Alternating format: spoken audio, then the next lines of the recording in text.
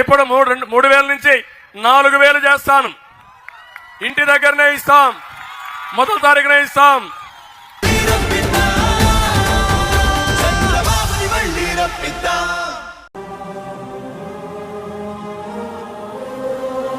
ఎలా వెయిట్ చేస్తుందో నానమ్మ.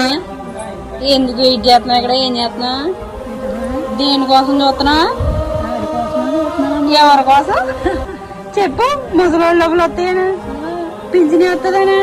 ఇవ్వలేదని ఇంటి దగ్గరనే ఇస్తాం, మొదటి తారీఖునే ఇస్తాం. ఈరోజు ఎప్పుడు ఇచ్చారా తల్లి? బంగారు తల్లి నీకు ఇచ్చేద్దాం, నీ పుట్టినరోజు చేసుకుంటాను అంటానని నేను అనుకుంటున్నాను. బాబు నీకు ఇద్దారనుకున్నాను ఇవాళ. అయ్యో నన్ను ఆ పడగ కంటికి